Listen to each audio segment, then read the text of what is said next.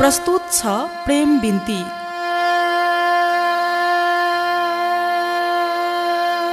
अच्युत घिमिरे बुलबुलको वाचनमा सुमन ढकालको उपन्यास।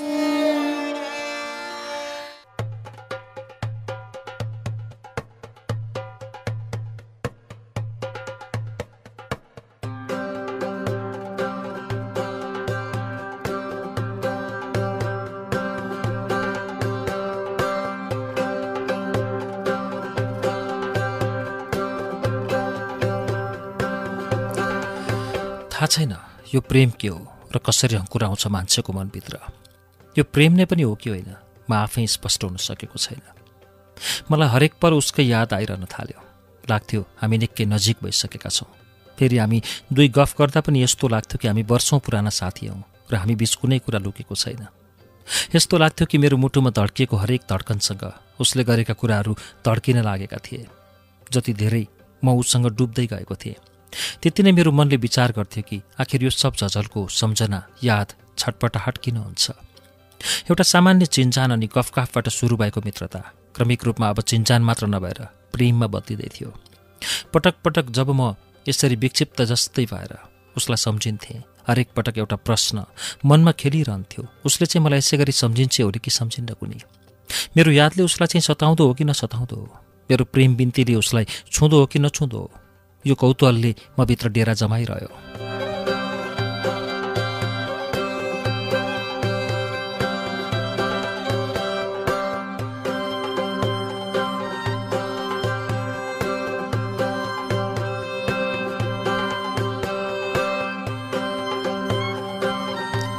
अब मेरो दिनचर्या यसरी नै बित्न थाल्यो। दिनहुँ सलुसँग गफिनु र आफ्नो नियमित पेसा ट्युसन कक्षाहरूमा अध्यापन गर्नु, यतिमै सीमित थिए मेरा गतिविधिहरू। उसैको सम्झना, उसैले पोस्ट गरेका स्ट्याटसहरूमा लाइक, कमेन्ट अनि मेसेजमा आफूलाई खोज्नु, खोज्दा खोज्दै उसैसँग जिस्किनु अनि कहिलेकाहीँ आफूलाई ती स्ट्याटसहरूमा भेटेन भने ठुस्किनु अनि फकाउनु, यस्तै यस्तै। Feeling bore, feeling alone, feeling pained, पीडित, प्राय यस्तै हुने गर्थे सलुका स्ट्याटसहरू। ती सबैजसो स्ट्याटसहरूमा आफूलाई जोडिरहनु, घरि खुसी हुनु र घरि दुःखी हुनु। सलुले दुःखी भएर वा नभएर ती स्ट्याटस राख्थ्यो त्यो उसैलाई मात्र थाहा होला। तर ऊ दुःखी भएका स्ट्याटसहरू पढिरहँदा मेरो चाहिँ मुटुको धड्कन त्यसै बढेर आउँथ्यो।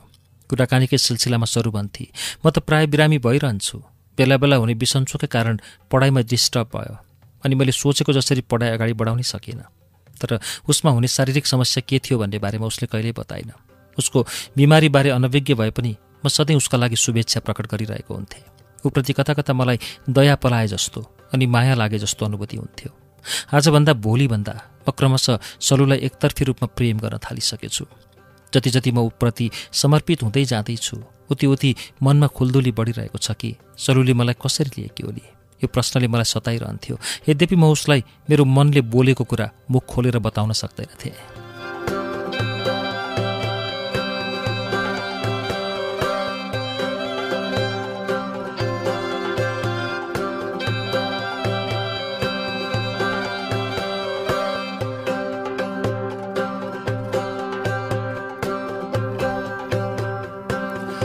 सधैँ घरबाट निक्लनु अघि च्याट वा फोनमा मेरो मनकी एकतर्फी प्रेमिकासँग दुईतर्फी गफ हुने गर्दथ्यो। भनिरहनु पर्यो होइन, हामी बीच सम्बन्ध सेतुको काम गर्थ्यो फेसबुक वा मोबाइल फोनले। मैले सोधेका बेला कहिले उसको कलेज गइरहेको समय पर्थ्यो अनि कहिले भन्थे बल्ल कलेज जाने तयारी गर्दैछु। आज पनि त्यस्तै भयो। एकैछिन अघिसम्म गफ हुँदै थियो। मैले सोधेको थिएँ, अब कता जाँदैछौ? उसले उत्तर दिएकी थिए, कता जानु, होस्टेलबाट निस्किन लागे, अब कलेज जानु छ। त्यो सोधेको एकैछिनमा सलुसँग मेरो भेट भयो चाबेलमा। सपना मिसको साथमा सलु ठाँटिएर आइरहेकी थिए, निकै प्रफुल्ल मुद्रामा, रातो स्वेटर र जिन्स प्यान्ट अनि अग्ला अग्ला लेडिज बुटमा ठाँटिएकी सलुलाई सपनाको साथमा देख्दा थोरै आश्चर्य पनि लाग्यो। अकस्मात हामी आम्ने सामने भएपछि मैले केही आत्तीय चाहिँ गरी सोधेँ, कता हिँड्नुभयो मिस? मेरो यो प्रश्न सलुका लागि होइन, सपनाको लागि थियो। हाम्रो पहिलो भेटमै सर्त थियो सलुको कि सपनाको मिसको अगाडि हामी पहिल्यै भेटी जस्तो गरेर परिचित भएर प्रस्तुत नहुने। फिल्म हेर्न गोपीकृष्ण हल जान लागेको हामी त। जानुहुन्छ तपाईँ पनि? सपनाको प्रश्न थियो मलाई। मलाई खै फुर्सद र यति मात्रै बोले म। मेरो हरेक दृष्टि सलुमाथि थिए। संवाद सपनासँग गरिरहेको थिएँ किनकि त्यहाँ हामीले एक आपसमा नचिनेको अभिनय गर्नु थियो।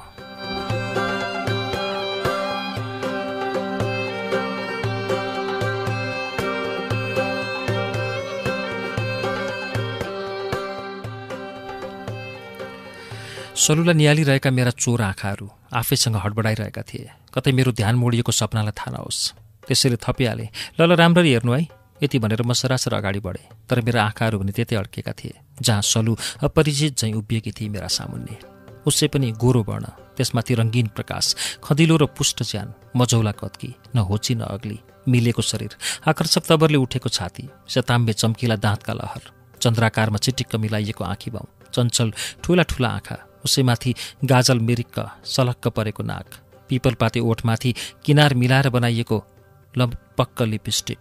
मेरो मनले मनमनै नियन्त्रण गुमाइरहेको थियो। एकतर्फी मनले वर्ण गरिसकेकी प्रेमिकालाई त्यति सुन्दर सज्जामा आफ्नो सामु देख्न पाउँदा कम्ती हर्ष विभोर थिएन मन। फेरि सपनाको अगाडि उसलाई नचिनेको जस्तो गरिएको आफ्नै अभिनयले मनमनै एक किसिमको अदृश्य हाँसो हाँसिरहेको थिएँ। सरुलाई पनि निकै आश्चर्य अनुभूति भयो रे। यति धेरै नजिक भइसकेर पनि चिन्जान नै नभएको चाहिँ अभिनय गर्नु, अकस्मात त्यसरी भेटिनु, कति संयोगहरू लुकेका हुन्छन् है जीवनमा। त्यसै दिन बेलुकी उसले च्याटमा भनेकी थिए, फिल्म हेर्न जाने भनेर पनि उसै ढाँटेका रहेछन्। उनीहरू त सलुलाई होक किन्न हिँडेका रहेछन्।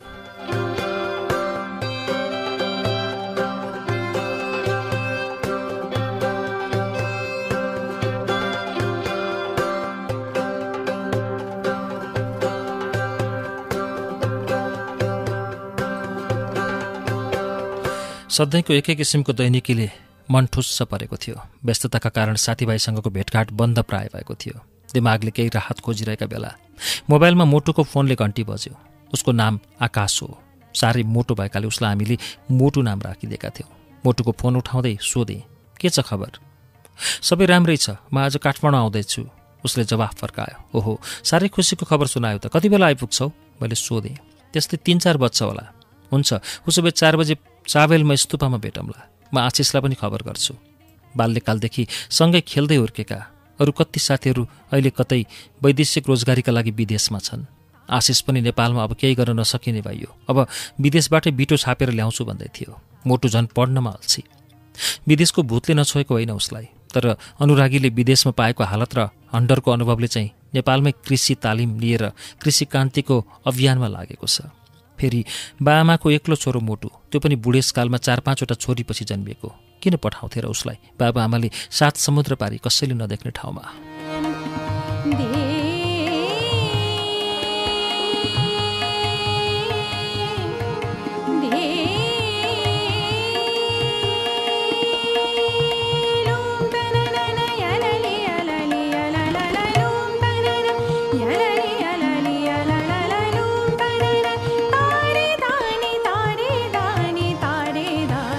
त्यसोभरि आफ्नो सबै काम सकेर 4 बजे मोटुलाई फोन गरेँ। उसले हामी स्तूपाभित्रै छौँ, यतै आउन भनेपछि म पनि उतै लागेँ। स्तूपा पुग्दा आशिष र उसका अरू 2 साथीहरू गफिँदै रहेछन्। एउटा सानोतिनो प्रोजेक्टमा अल्झिएको आशिषलाई देख्न साथ अनि विदेश गएर बिटो छाप्ने त अझै यतै छस् त?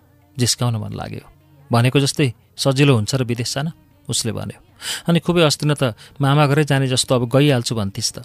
आकाशले थप्यो। हामी जस्तै युवा विदेश गएर देशको विकास चाहिँ कसले गर्छ यार? मैले थपेँ। त्यो कुरा त बुझेको हो नि यार, के गर्नु? राष्ट्रभक्ति र देशभक्तिले मुखमा माड नलाग्ने रहेछ। कतितिर धाएँ जागिरको लागि, अनि एउटा सानोतिनो व्यापार व्यवसाय गरेर बस्छु भनेर लागे। आखिर यता र उता कुद्दा कुद्दै झन् अल्लारे आभारा बनियो। सधैँको बन्द हडतालले आक्रान्त देश छ।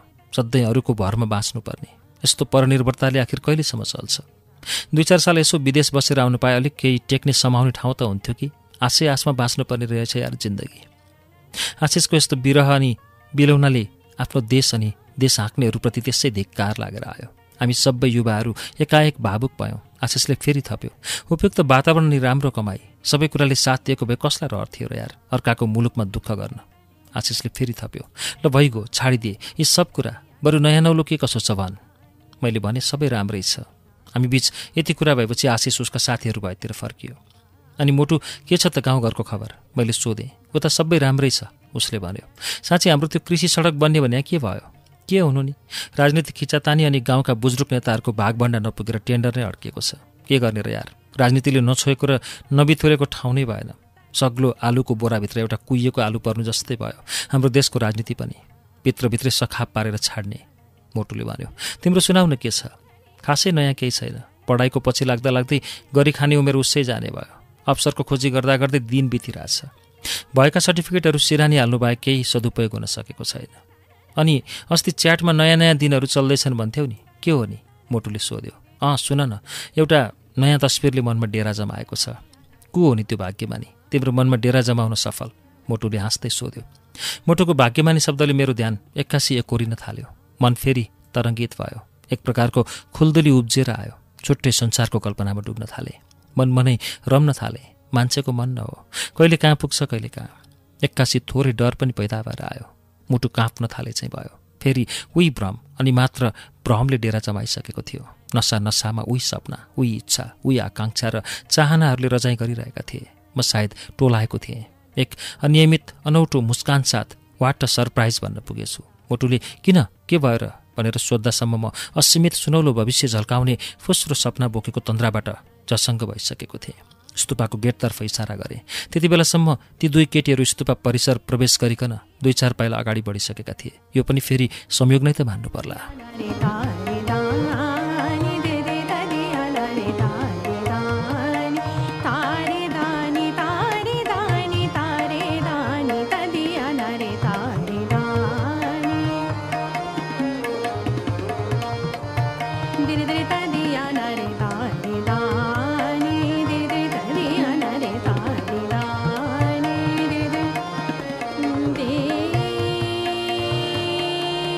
को हुन् तिनीहरू?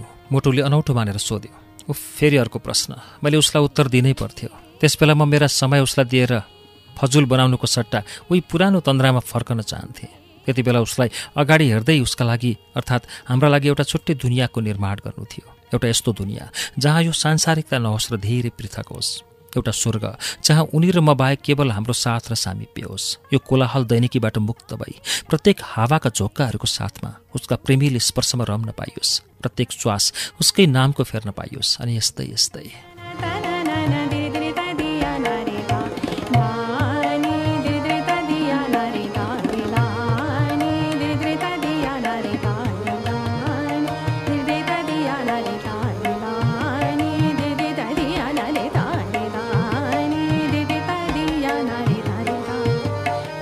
म मोटुलाई के जवाफ दिउँ?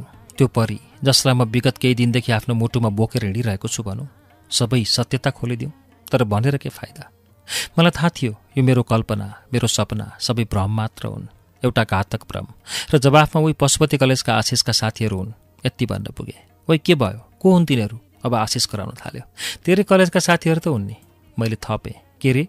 पशुपति कलेजमा त मैले यिनीहरूलाई कहिले देखा छैन त। यिनीहरू एडुकेसन मेजर इङ्ग्लिस इभिनिङ ग्रुपका हुन्। त्यही भएर तैँले नदेखा। मैले कुरा मिलाउँदै यति भने। यति गफ गर्दासम्म स्तूपाको स्तूप एक चक्कर घुमेर सपना र सलु हाम्रै छेउमा आइसकेका थिए।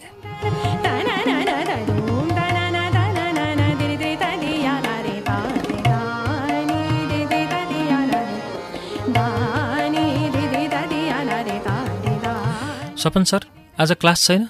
सपना मिसले सोध्नुभयो। छैन, आज नपढाउने मिस। मैले भने, हजुर कता निस्कनु भएको?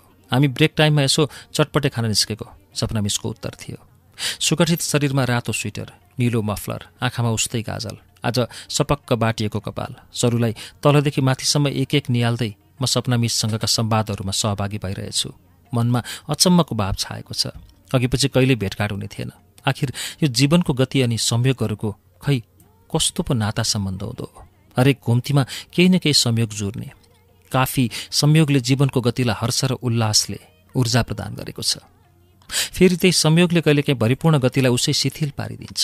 अस्ति मात्रै चाबेल मेडिकेयर हस्पिटल अगाडि पनि फेरि आज यहाँ यसरी फिल्मी शैलीले भेट हुनु, यो संयोग नभएर के होला त? मेरो मनमा यस्तै यस्तै कुरा खेल्न थाले।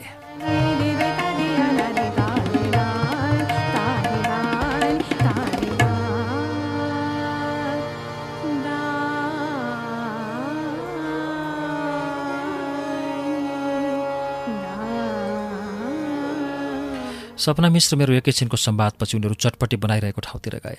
केही पर भए पनि त्यहाँबाट हामीले उनीहरूलाई देख्न सक्थ्यौँ र उनीहरूले पनि हामीलाई देख्न सक्थे। हामी साथीहरू चाहिँ त्यही अघिकै जस्तो गफिने क्रम जारी रह्यो। आशिष उटपट्याङमा अलि अगाडि नै थियो। फेरि केही उटपट्याङ मचाउन पाइन्छ कि भनेर पछि पछि गएछ। मोटुले सायद अघिदेखि मेरो अनुहारको भाव पढिसकेको थियो। सोध्यो, उसैलाई हो कि क्या हो तिमीले मनमा सजाएको? ऊ होइन यार, सँगै भएकी अर्कीलाई हो। ऊ त्यो रातो स्वेटर लगाउने राम्री रहेछ त। उसले यति मात्रै भन्दा पनि मन फुलेल भएर आयो। मैले केही सोच्न पनि भ्याइसकेको थिएन। मोबाइलमा मेसेज टोन बज्यो। चटपटे खाने हो, लिएर आउँ? सल्लुको मेसेज थियो। लिएर आउन त 3-4 ठाउँमा राखेर रिप्लाई गरेँ। अरू केटाहरूलाई केही पनि बताइन। गफमै व्यस्त भए चाहिँ अभिनय गरिरहे। एकैछिनमा 2 हातमा 2वटा चटपटे बोकेर सपना मिस आउनुभएछ। म त छक्क परेँ। मोबाइल मेसेजमा त सल्लुसँग कुरा भएको थियो, तर सपना मिसले चटपटे ल्याउनु भयो। यसको मतलब उनीहरू 2 बीच हाम्रो कुरा? होइन, त्यस्तो त नहोला। सपन सर चटपटे मगाउनु भएको? होइन, सल्लुले ल्याउँ भनेर सोधेखेरि ल्याऊ भनेको मात्र हो। 2 बीच कुरा भएछ जस्तै लाग्यो सपना मिसको कुरा सुनेर। अब त जे पर्ला। मैले पनि थपिदिएँ जिस्केको भावमा। तर मलाई त सल्लुले नै ल्याउनु पर्छ। मैले हजुरलाई ल्याउनु भनेको हो र? भन्न त भने, तर यति भनिसक्दा म रातो भइसकेको थिएँ।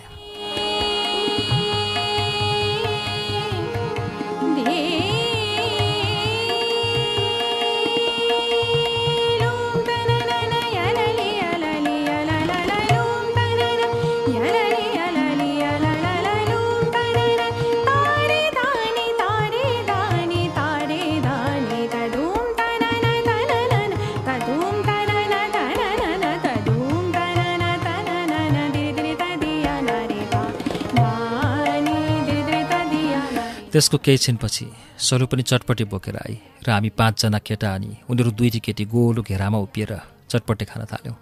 चटपटेको प्रत्येक बुझोसँगै सल्लुका आँखाहरू धेरै पटक मेरो आँखासँग जोड्न थालिसकेका थिए। यस्तो लाग्थ्यो सल्लु मसँग केही भन्न चाहन्थे, तर बोल्ने शब्दहरू पाइरहेकी थिइनँ। चञ्चले स्वभावको आशिषले मतिर इसारा गर्दै प्याच्च भनिदियो, अब सँगै सेयरिङ गरेर खाए हुन्छ नि। यसो भन्दै ऊ सल्लुतिर फर्क्यो। सल्लु अलमल्ल परे।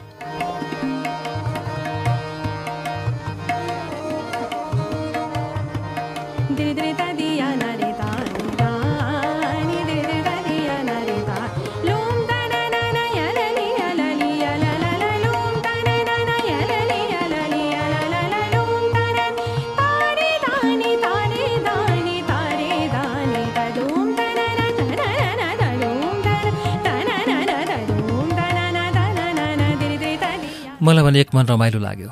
ठिकै भनिस् चाहिँ ठाने। अर्को मन सपना मिसले के सोच्नु होला भन्ने डर पनि लाग्यो। आशिषको यस्तो कुरा सुनेर केही लजाएको जस्तो गरेकी सल्लुले केही बोलिन। बरु चटपटेको पिरोले रातो भएको उसको गाला झनै राता भए, रगतै चुहिएला चाहिँ। फेरि मोटु पनि बोलिहाल्यो, भेटघाट भएपछि त परिचय नगरी कसरी छुटिनु? फेरि पछि कति भेट्दा के भनेर बोल्नु नि? यति भनेर सल्लुले जवाफ फर्काए यतिखेर। लौ न, आफैबाट सुरु गरौँ न त हजुर। म आकाश, फेसबुकमा आकाश यात्री छ। आकाश बोल्यो। हामीलाई फेसबुकको नाम किन चाहियो नि? सल्लु सबैसँग नजिक भए जसरी बोल्न खोज्दै थिए। म आशिष, यही पशुपति कलेजमा ग्रामीण विकासमा स्नातक गर्दैछु। सानोतिनो प्रोजेक्टतिर यसो अल्झिएको छु। आशिषपछि अब परिचय दिने पालो मेरो थियो। मलाई त सबैले चिन्नुहुन्छ नि, किन परिचय चाहियो र? होइन? मेरो कुरा सुनेपछि सपना मिस मतिर फर्किनु भयो। त्यसो भए मेरो परिचय हजुरले दिनु, मलाई त लाज लाग्छ सर। सपना मिस र मेरो नाम सपन उस्तै खालको भएकोले यसैलाई मजाकको विषय बनाउँदै मैले भने, म सपन, उहाँ सपना। यो नाम हामीले यसरी मिलाएका होइनौँ, हाम्रा बाबा आमाले नै मिलाएर राखिदिनु भएछ। काममा चाहिँ उहाँ मेरो बोस हुनुहुन्छ, उहाँको स्टाफ म। सानोतिनो नै भए पनि इन्स्टिच्युट खोलेर आफ्नै बिजनेस गरेर बस्नु भएको छ। त्यही इन्स्टिच्युट हो हाम्रो मित्रताको माध्यम। झट्ट सुन्दा जोडी पो हो कि दिदीभाइ वा दाजुबहिनी चाहिँ बुझिने सपना मिस र मेरो नामलाई लिएर त्यहाँ साथीहरूले जिस्काए पनि, तर हामी बीच त्यस्तो जिस्काउनु पर्ने केही पनि थिएन। त्यसैले खास प्रभाव पार्ने केही थिएन, किनकि ती सबै कुरा जिस्किनका लागि मात्र गरिएका कुरा थिए।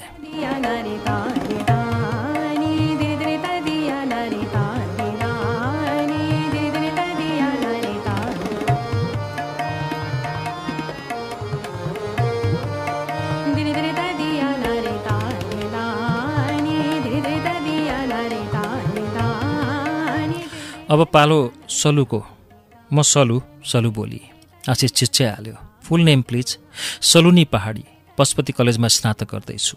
घर चाहिँ सिन्धुली। कति धेरै गफ हुँदा पनि मैले आजसम्म उसको पुरा नाम सोध्न पाएको रहेनछु।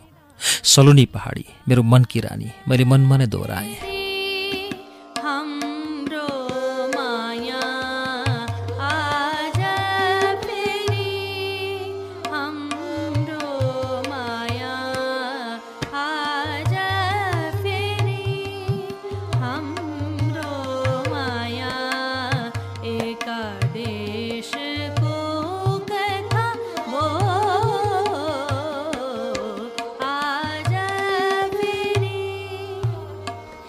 हरेक समय उसकै सम्झनामा हराउने, समय समयमा मोबाइलमा SMS, फेसबुक, च्याट आदि कुनै न कुनै माध्यमबाट गफ अब मेरो लागि सामान्य भएको थियो। त्यसो नहुँदा त के नपुगेको जस्तो लाग्थ्यो। यस्तो अनुभूति हुन्थ्यो कि हाम्रो भौतिक शरीर थोरै टाढा छ र पनि हामी दुवैको मन एकै ठाउँमा छ। खाजा खाने बेला, खाना खाने बेला, सुत्ने बेला प्रत्येक पल मोबाइलले हामीलाई जोडिरहेको हुन्थ्यो। अलग भएर पनि हामी अलग थिएनौँ। फोनमा सलुसँग घन्टौँ गफिँदा समय बितेको पत्तो हुँदैन थियो। ती हरेक पटकका संवादहरूमा मेरो मनले उसको प्रत्येक शब्दमा आफ्नाप्रति समर्पित मायाको अनुभूति पाउँथे। च्याटमा उसले लेखेकी सबै शब्दहरूलाई आफूलाई गरेको मायाको सुगन्ध लिन भ्याउँथे। लाग्थ्यो दुई भावनात्मक सम्बन्ध बीचको अव्यक्त माया वा प्रेम यस्तै त हुन्छ। थोरै खुल्दुली, केही कुतूहलता, अलिअलि शङ्का, फेरि मित्रता नै जोडिन सक्ने खतरालाई जोखिम मोलेर यति छिट्टै मौलाइसकेको यो अव्यक्त प्रेमलाई तत्काल व्यक्त गरिहाल्ने हतारोमा म थिइनँ। यद्यपि मन साह्रै नै चञ्चल भइरहेको हुन्थ्यो। मनको खुल्दुली मेटाउने उपयुक्त प्रसङ्गको खोजीमा थिएँ म। अनुकूल वातावरण पर्खिरहेको थियो मनले। यसै अनुरूप आफूलाई तयार गरेर अब केही विलम्ब नगरी उसलाई भेटेर उसको चौतारीमा यो मनको भारी बिसाउने निर्णय गरेँ। मनमा निकै दोधार रहँदै गरिएको यो निर्णयले म प्रति उसको दृष्टि नराम्रो पो हुने हो कि? डर एकातर्फ थियो, मात्र अव्यक्त र अदृश्य रूपमा गरिएको मायाको जानकारी मात्र उसलाई गराउन खोज्दा पनि निकै आत्तिएको भान भएको थियो। सही के हो र गल्ती कसरी हुन्छ छुट्याउन सक्ने स्थिति थिएन मेरो। एउटा एकतर्फी प्रेम गर्ने हरेक पुरुषको आत्मामा एक किसिमको दुविधाले बास गर्छ। सायद यो नै पागलपनको संज्ञा हुँदो यदि कसैले मेरो दैनिकी निहालिरहेको थियो भने।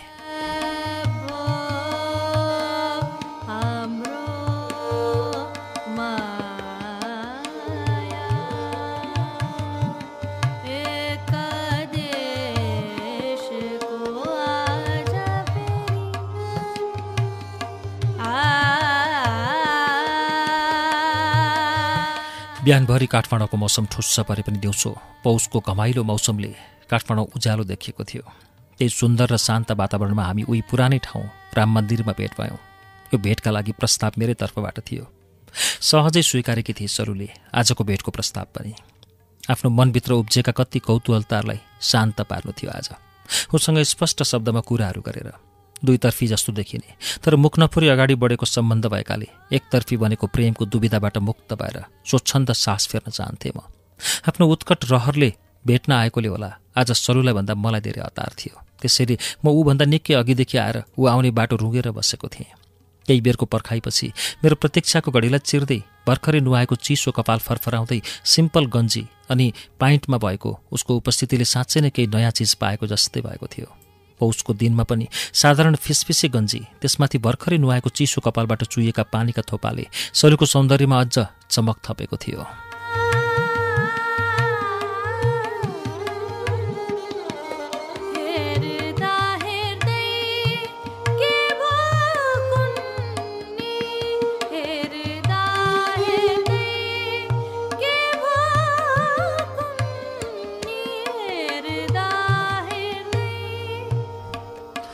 निकै बेर पर्खनु भयो। आउने बित्तिकै आफ्नो चिसो कपाल निचोर्दै उसले सोधी, होइन भर्खरै आएको, अनि किन ढिला गरेकी तिमीले? मैले ढिला गरेको हो र? हजुर नै छिटो आउनुभएको नि। उसले म आएको समय थाहा पाए चाहिँ गरी उत्तर दिए। ऊ अझै चिसा कपालको पानी निचोर्ने प्रयत्नमा थिए। अनि के छ नयाँ नौलो? त्यसो त पलपलको खबर थाहा नभएको होइन हामीलाई, तर पनि औपचारिकताको लागि मैले सोधिहालेँ। सबै उस्तै त हो जो च्याट र फोनमा भएका थिए, उसले उत्तर दिए। केही त फरक होला नि सलु? त्यही प्रश्न अलि मलिन आवाजमा फेरि गरेँ मैले। केही फरक छैन, सबै उस्तै हो। च्याटमा यो भौतिक शरीर नदेखिकनै लेखिएका शब्दबाट फिलिङ्स बुझ्नुपर्ने हुन्छ। अहिले भौतिक शरीरसँगै गफ गर्न पाइन्छ, यति मात्रै फरक होइन र? खै होला कि? भन न, यो नयाँ भौतिक शरीर अनि यसले व्यक्त गरेका च्याटमा कस्तो फिलिङ्स बटुलेकी छौ? मैले मुख्य प्रसङ्गतर्फ जाने प्रयत्न गरेँ।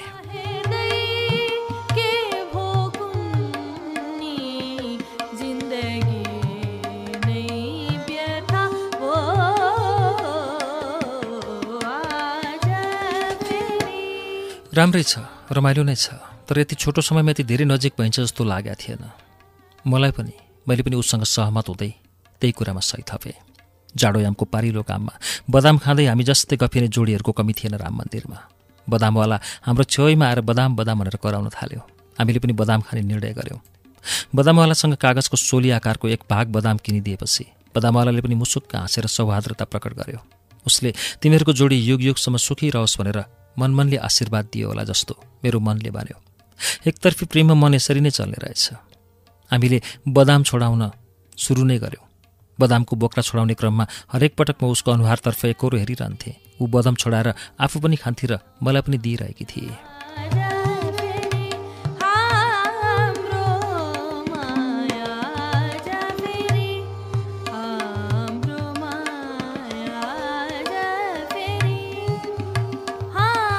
सलु, जबदेखि तिमीलाई भेटेँ अनि तिमीसँग गफ गरेँ त्यस दिनदेखि मलाई कता कता नयाँपन, नौलो, केही अनौठो महसुस हुन्छ। कस्तो महसुस? कि मनमनै प्रेमको सागरमा डुब्नु भएर बनाउन थाल्नुभयो एउटा ठुलो सपनाको महल। उसले कति सजिलोसँग बोली यी शब्दहरू, तर उसलाई के थाहा यति भन्ने बेलासम्म मेरो रक्त सञ्चारको गति कति छिटो छिटो कुदिरहेको थियो। हो सलु, म तिमीलाई प्रेम गर्छु। मैले भने सिधा भन्ने आँट पुगेन मेरो र यसरी घुमाउरो गरी प्रस्ताव गरेँ।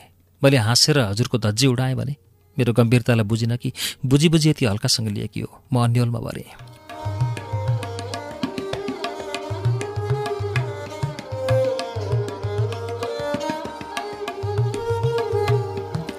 मैले अझै आफ्नो कुटनीतितालाई छोडिनँ।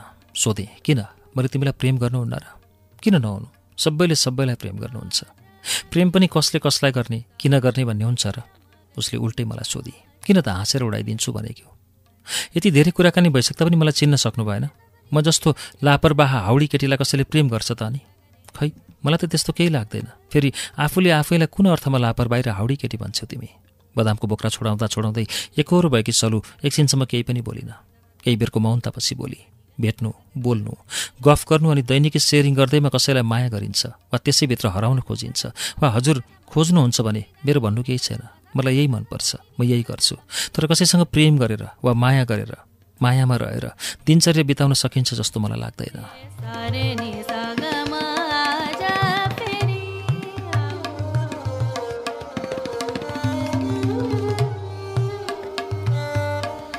यो के बोलिरहेकी छे सलु? मभित्र एउटा बढी मानको पहिरो आवाज ननिकालिकन फिस्स गयो। सलुले मात्र होइन, यति बेला राम मन्दिरमा बसेका कसैले पनि त्यो पहिरो देख्न सकेनन्। घाम उस्तै पारिलो थियो, वातावरण उस्तै सुन्दर, तर मेरो पहिरो गएको मनमा चिसो चिरेटो जस्तो चलिरहेको थियो। उसको कुरा म एकहोरो केही नबोली सुनिरहेँ। मैले बोल्ने शब्द नै पुगे थियो र त्यसैले म चुपचाप सुनिरहेँ। उसले बताइरहे, जीवनको यात्रा त्यति सजिलो हुँदो रहेनछ सपन सर। यात्रामा धेरै आरोह अवरोहहरू खप्नु पर्दो रहेछ। त्यस्तै छ मेरो जिन्दगी पनि। चाहनाहरू अनगिन्ती हुँदाहुँदै पनि पुरा गर्न निकै कठिन हुँदो रहेछ। सधैँ च्याटमा जिस्केको जस्तो रमाइलो गरिरहे जस्तो लाग्ने सलु आज भावनात्मक भइरहेकी थिए। एउटा रङ्गीन डायरी सरी यो जिन्दगीका रङ्गीन पानाहरूले मनलाई कहिले आनन्दित बनाउँदो रहेछ भने कहिले अनेकन दुःख पीडाले यो मनलाई उसै खुम्चाउँदो रहेछ। हाम्रो भविष्य भन्नु आखिर त्यही डायरीको पाना पल्टाउने दैवको हातमा त रहेछ नि सपन सर। त्यसका अक्षरहरूलाई कोर्ने उही समय जे लेख्छ त्यही लेखिनुपर्ने।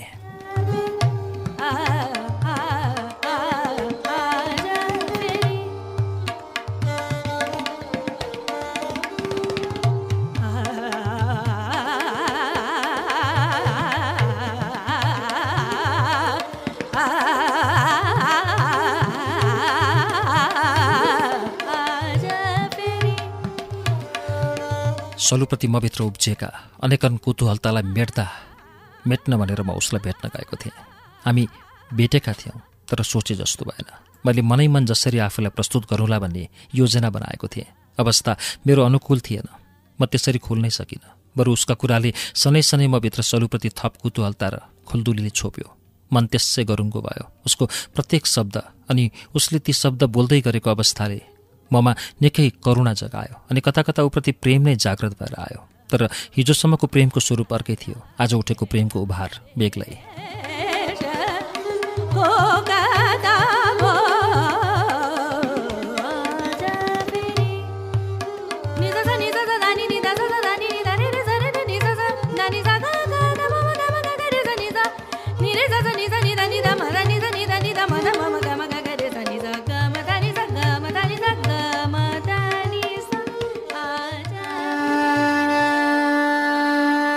आजलाई वाचन यति मात्रै, बाँकी वाचन अर्को भागमा।